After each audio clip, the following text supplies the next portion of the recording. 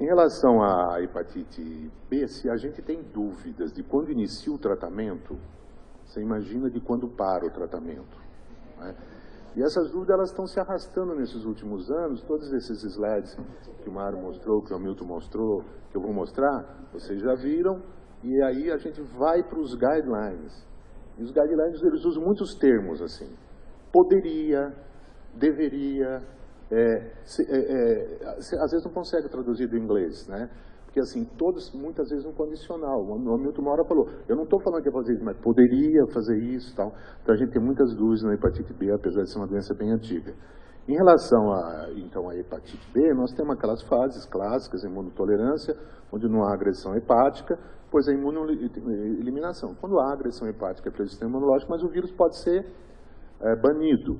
E o que nós queremos é essa terceira fase. Nós queremos que o DNA negativo, nós queremos que o ALT deixe de estar aumentado, porque ela reflete inflamação, e nós queremos a soroconversão do E para o anti-E, do S para o anti-S. Nós buscamos isso, ou isso pode acontecer normalmente, ou nós buscamos através das medicações. Esse é um slide muito parecido com o que eles mostraram. Quer dizer, você usa 3 parâmetros, e a gente geralmente, quando apresenta 2 parâmetros, nós iniciamos o tratamento. Então, o DNA do vírus B é maior que 2000, ou uma histologia hepática mostrando fibrose hepática, a gente pode iniciar o tratamento. Às vezes, com a LT e o DNA, nós podemos utilizar o tratamento. Mas ainda é uma doença que a gente tem dificuldade de não biopsiar, né? Porque em alguns momentos eu não consigo, só com esses 2 parâmetros, definir se eu vou tratar. Faz FibroScan. O único guideline que se posiciona sobre o FibroScan na hepatite B é o guideline da PASC, da Ásia-Pacífico.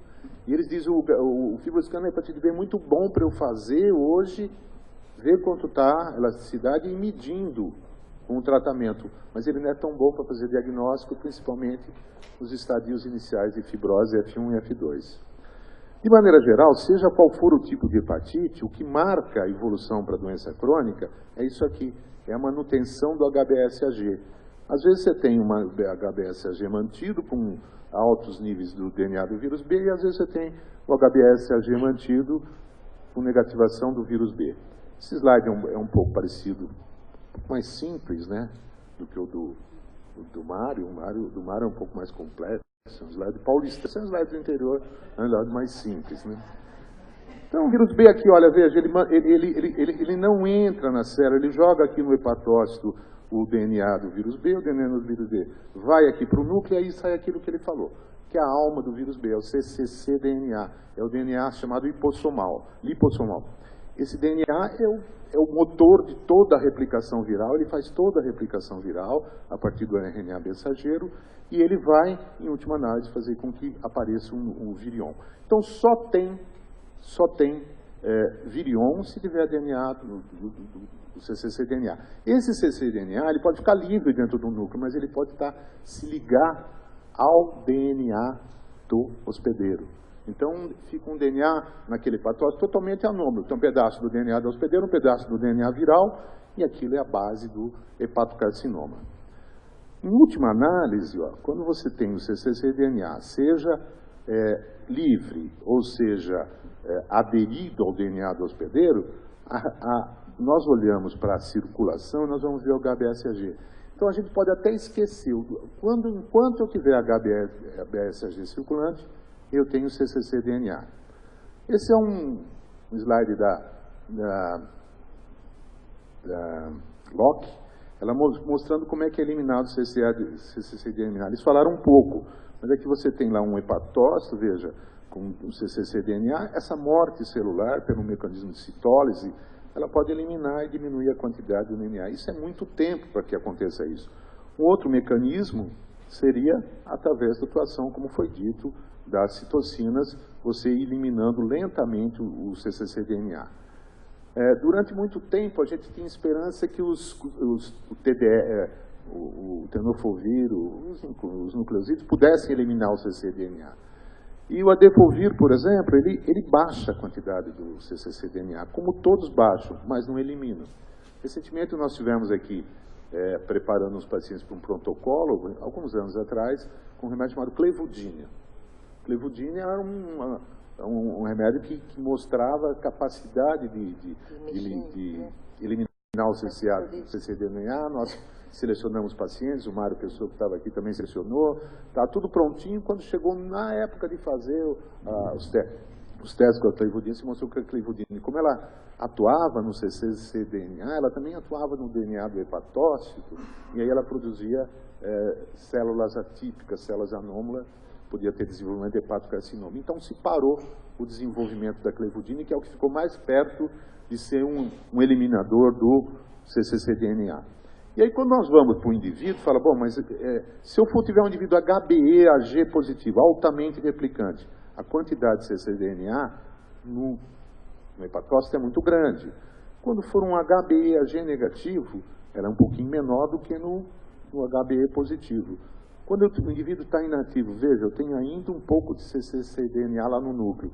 E muitas vezes os indivíduos HBsAg negativo na circulação e eu tenho cccDNA no núcleo.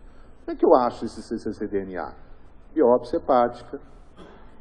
As coisas não são tão simples. Extrai-se o tecido hepático e você faz um estudo molecular, como se fosse um PCR in situ no tecido hepático. E aí você pode dizer que você eliminou ou não. Alguns testes periféricos, através da dosagem de cccDNA no sangue periférico, não são tão ineficientes. Então é muito difícil a gente saber realmente quem ainda tem um pouquinho de célula. E se ficar um pouquinho de célula, o que eles falaram? Vai tomar um rituximab, aquilo lá vai replicar, o vírus volta a replicar. E com o rituximab é uma coisa pior ainda, porque ele volta, às vezes o indivíduo toma rituximab agora, daqui 5, 6 anos, vai ver aquele cccDNA começou a replicar depois de um longo tempo, e ninguém ainda fez o diagnóstico. Mas, em última análise, esse é aquele mesmo slide dizendo assim, que a perda do HBsAg se associa com a remissão completa e definitiva da atividade da doença, porque a perda do HBsAg é a perda do cccDNA.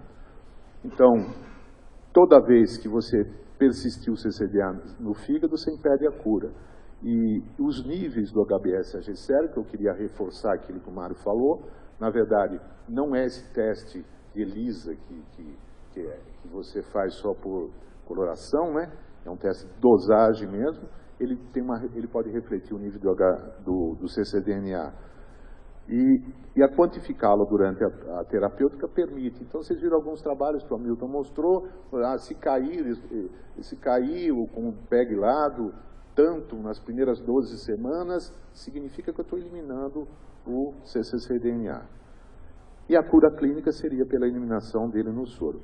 Bom, do ponto de vista do tratamento, de suspensão de medicamento, nós já sabemos, olha, o parâmetro que nós usamos hoje é DNA do vírus B. Eu vou fazendo o DNA, então aqui é um grupo de indivíduos HBe negativos, olha, que foram tratados durante um ano, 90% a 93% estão no DNA indetectável. Nós não vamos pensar em suspender nesse indivíduo. Então vamos ver em 2 anos o que acontece.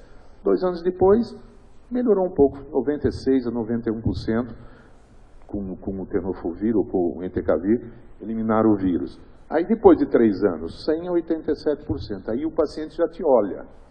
Doutor, vai 3 anos que eu estou com o DNA negativo, seria a hora de eu suspender? Então é essa discussão que a gente acaba tendo que fazer nesse momento.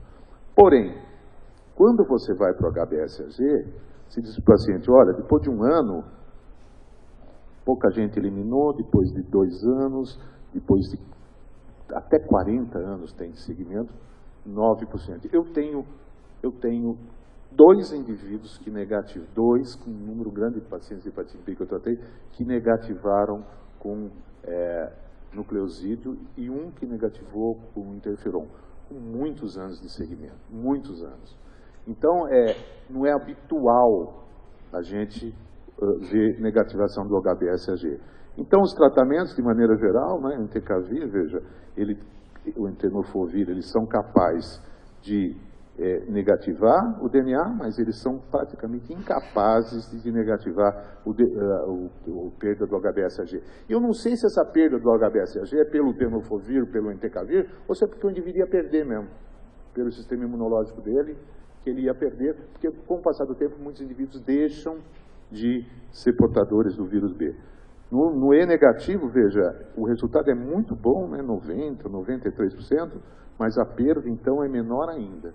Então, é um momento de difícil definição. Destacando, que é do ISO, mostrando uma perda de 1%, é muito baixa, realmente. Então, alguém pergunta, mas por que a gente precisa de novos alvos, que foi falado? Porque eles suprimem, negativo, o DNA do vírus B, não levam à perda do cccDNA. E nós precisamos de terapêuticas longas. Por que a gente descontinuaria? Algumas razões para não descontinuar. Primeiro, é apenas um comprimido por dia. A mulher toma pílula durante muitos anos, ele pode tomar um comprimido, ele ou ela, né? E o diabético você trata a vida inteira, é um indivíduo que tem hipertensão arterial, você trata a vida inteira, por que você não pode tomar por longo tempo? Por que eu vou descontinuar uma droga que é segura? Os efeitos adversos são muito raros. Segundo, quanto mais potente for a atividade antiviral, maior a probabilidade dele não recidivar a doença. Quarto, tanto o tenofovir quanto o ETK eles têm alta barreira para resistência. Então, eu não tenho preocupação em relação a isso. Quinto, nós aprendemos a hepatite B dizendo o seguinte, tem que negativar a carga viral do vírus B. Porque carga viral, ele falou isso, carga viral positiva, mais cirrose, mais hepatocarcinoma. Então, se eu estou com a carga viral com supressão prolongada, eu vou reverter a fibrose, vou diminuir o risco de cirrose e hepatocarcinoma. Nós chegamos na área dos genéricos agora, que são disponíveis, então um comprimido por dia não vai ter grandes problemas para quem financia o tratamento. E nós temos, por último, um risco de recidivar a doença, de ter flare hepático e descompensação hepática. Os que querem descontinuar, por que continuar uma droga se já obtive todos os benefícios? Alguns efeitos são raros, mas eu posso ter problema renal, com tenofovir, eu posso ter problema ósseo, são raros, mas podem acontecer. E também a aderência diminui com o tempo de uso. Tem alguns trabalhos que mostram isso mesmo, de 5 anos, 10 anos, muitas pessoas acabam diminuindo E os custos são custos. Aí se definiu o que é terapia de consolidação. Ela apareceu assim, a terapia de consolidação é aquela que eu faço, eu mantenho o tratamento após o paciente ter apresentado resposta. Então ele saiu do HBE-AG para o anti-HBE, negativou o DNA do vírus B, é um endpoint interessante. Ou ele sonoconverseu para o HBS, é o mais interessante de todos. Então, terapia de consolidação é aquela que eu mantenho após eu ter obtido esses endpoints. Por 1 ano, 2 anos, 3 anos, quanto tempo, isso tem variado de autor para autor. Tem algumas pessoas que mantêm durante meses e outras anos. Então, nos pacientes HBE positivos, o que acontece? O HBE positivo, você busca que ele fique anti-HBE positivo.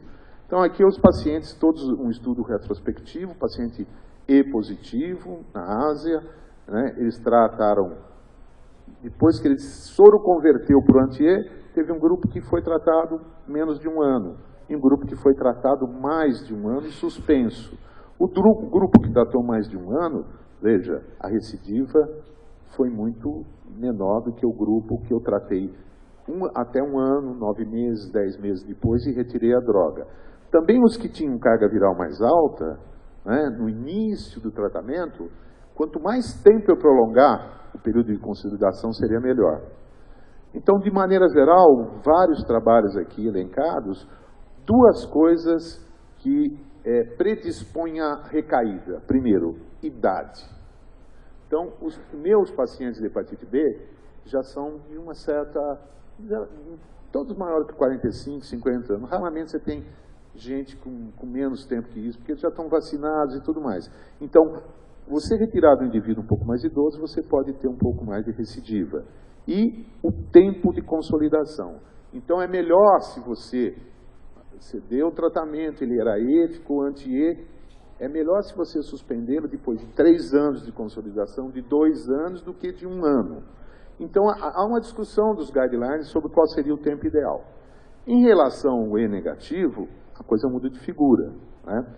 Aqui, você suspendendo aqui 2 anos depois, os indivíduos trataram, era um E negativo, o DNA ficou negativo, 2 anos mantido lamivudina e viu-se o que aconteceu. Quando suspendeu, praticamente 40% dos indivíduos recidivaram. É um nível alto. Alguns recidivam só fazendo uma recaída. Outros do DNA, outros recidivam aumentando o DNA e aumentando a ALT.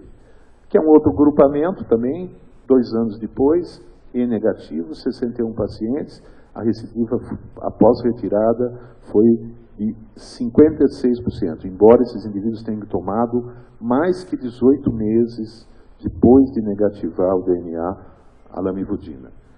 Então, que também é um outro grupo, mostrando aqui uma recidiva de alta, né, dos pacientes, e principalmente nos pacientes com cirrose hepática.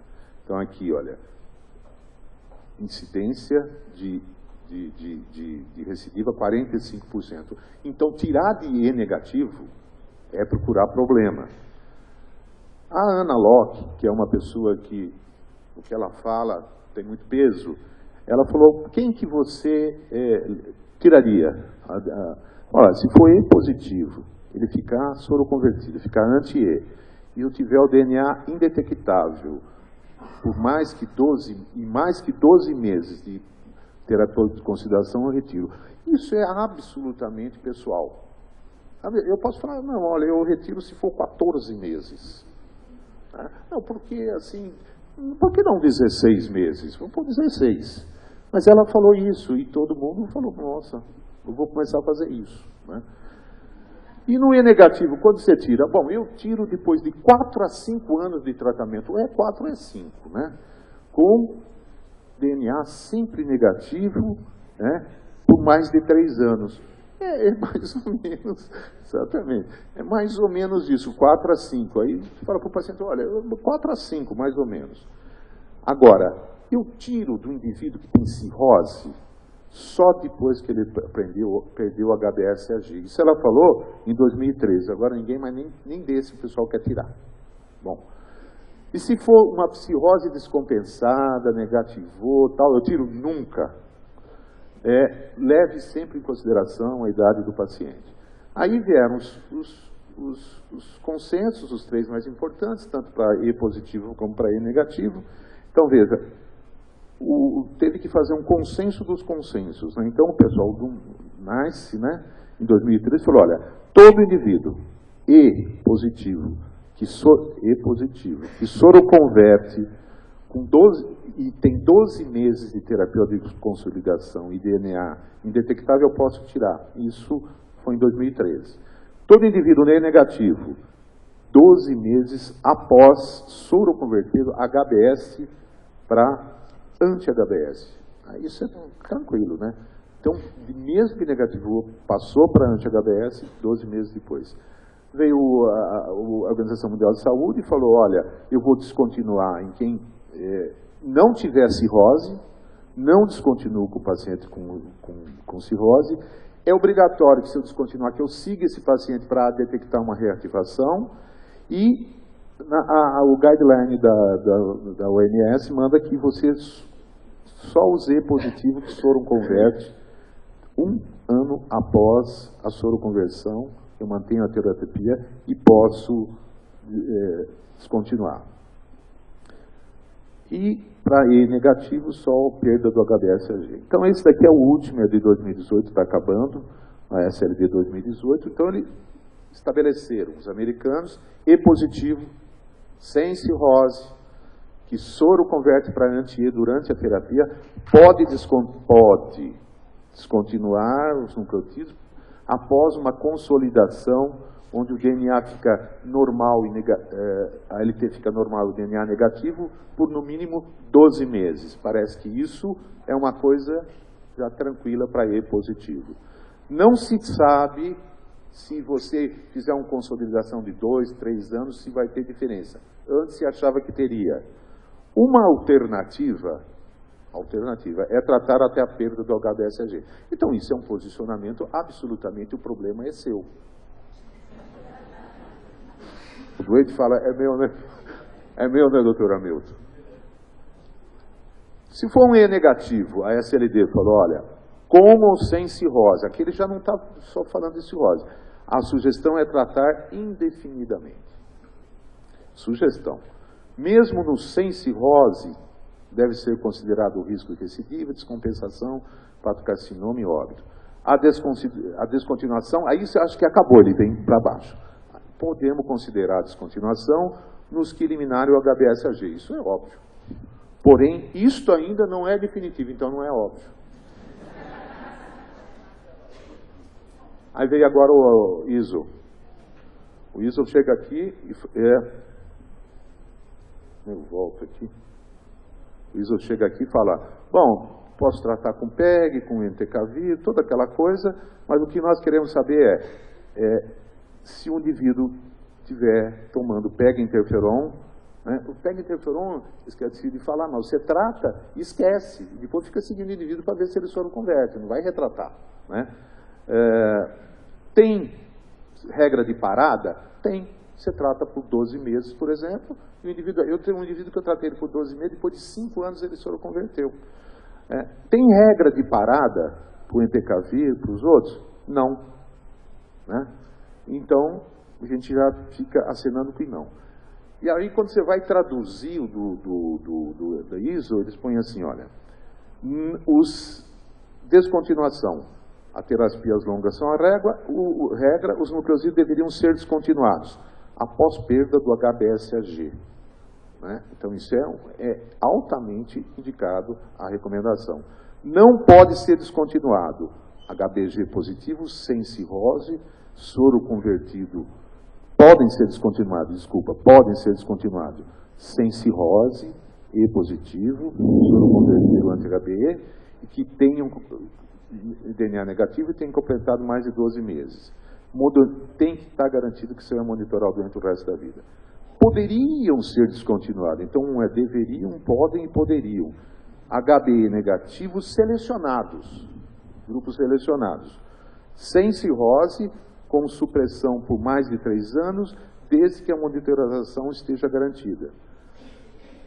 A PASLE, depois que ela revisou 22 estudos, ela fez uma meta-análise com 1.700 pacientes, follow-up de 6 a 8 anos, então ela chegou à conclusão que a recidiva virológica pode se dar em 70% com o DNA positivo, ou bioquímica, 50%.